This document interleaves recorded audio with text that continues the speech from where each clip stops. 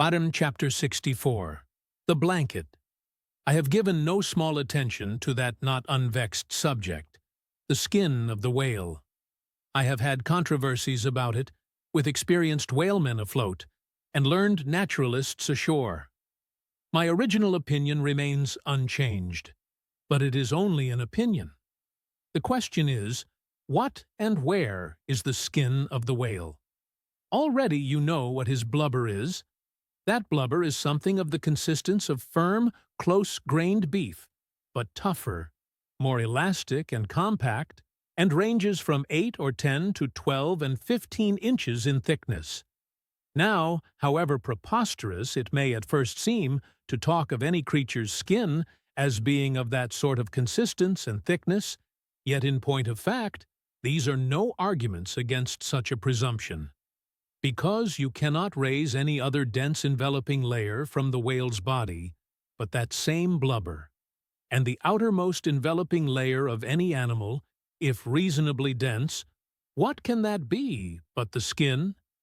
True, from the unmarred dead body of the whale, you may scrape off with your hand an infinitely thin, transparent substance, somewhat resembling the thinnest shreds of isinglass.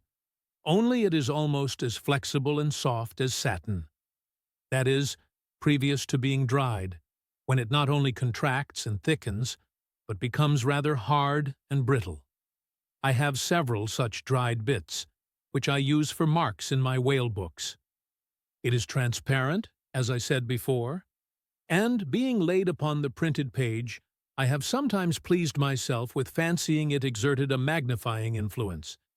At any rate, it is pleasant to read about whales through their own spectacles, as you may say. But what I am driving at here is this: that same infinitely thin isinglass substance, which, I admit, invests the entire body of the whale, is not so much to be regarded as the skin of the creature, as the skin of the skin, so to speak. For it were simply ridiculous to say that the proper skin of the tremendous whale is thinner and more tender than the skin of a newborn child. But no more of this, assuming the blubber to be the skin of the whale. Then, when this skin, as in the case of a very large sperm whale, will yield the bulk of 100 barrels of oil, and, when it is considered that, in quantity, or rather weight, that oil, in its expressed state, is only 3/4, and not the entire substance of the coat, some idea may hence be had of the enormousness of that animated mass, a mere part of whose mere integument yields such a lake of liquid as that. Reckoning 10 barrels to the ton, you have 10 tons for the net weight of only 3/4 of the stuff, of the whale's skin. In life, the visible surface of the sperm whale is not the least among the many marvels he presents.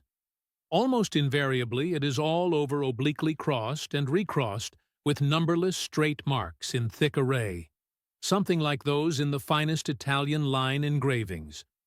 But these marks do not seem to be impressed upon the isinglass substance above mentioned, but seem to be seen through it, as if they were engraved upon the body itself. Nor is this all. In some instances, to the quick, observant eye, those linear marks, as in a veritable engraving, but afford the ground for far other delineations.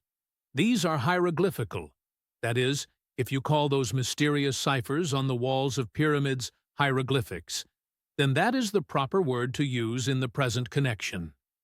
By my retentive memory of the hieroglyphics upon one sperm whale in particular, I was much struck with a plate representing the old Indian characters chiseled on the famous hieroglyphic palisades on the banks of the upper Mississippi. Like those mystic rocks, too, the mystic-marked whale remains undecipherable. This allusion to the Indian rocks reminds me of another thing. Besides all the other phenomena which the exterior of the sperm whale presents, he not seldom displays the back, and more especially his flanks, effaced in great part of the regular linear appearance by reason of numerous rude scratches, altogether of an irregular, random aspect. I should say that those New England rocks on the seacoast, which Agassiz imagines to bear the marks of violent scraping contact with vast floating icebergs, I should say that those rocks must not a little resemble the sperm whale in this particular. It also seems to me that such scratches in the whale are probably made by hostile contact with other whales, for I have most remarked them in the large, full-grown bulls of the species. A word or two more concerning this matter of the skin or blubber of the whale. It has already been said that it is stripped from him in long pieces, called blanket pieces. Like most sea terms, this one is very happy and significant, for the whale is indeed wrapped up in his blubber, as in a real blanket or counterpane, or, still better, an Indian poncho slipped over his head and skirting his extremity.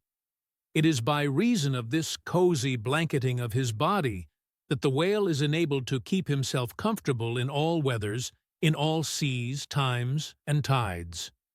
What would become of a Greenland whale, say, in those shuddering, icy seas of the north, if unsupplied with his cozy surtout?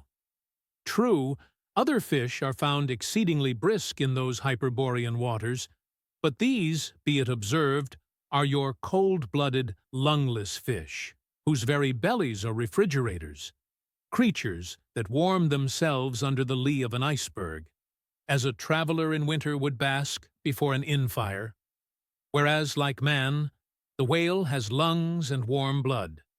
Freeze his blood, and he dies. How wonderful is it, then, except after explanation, that this great monster, to whom corporeal warmth is as indispensable as it is to man, how wonderful that he should be found at home, immersed to his lips for life in those Arctic waters, where, when seamen fall overboard, they are sometimes found, months afterwards, perpendicularly frozen into the hearts of fields of ice, as a fly is found glued in amber. But more surprising is it to know, as has been proved by experiment, that the blood of a polar whale is warmer than that of a Borneo Negro in summer. It does seem to me that herein we see the rare virtue of a strong individual vitality, and the rare virtue of thick walls, and the rare virtue of interior spaciousness. O man, admire and model thyself after the whale. Do thou too remain warm among ice. Do thou too live in this world without being of it. Be cool at the equator, keep thy blood fluid at the pole. Like the great dome of St. Peter's, and like the great whale, retain, O man, in all seasons a temperature of thine own. But how easy and how hopeless to teach these fine things. Of erections, how few are domed like St. Peter's. Of creatures, how few vast as the whale.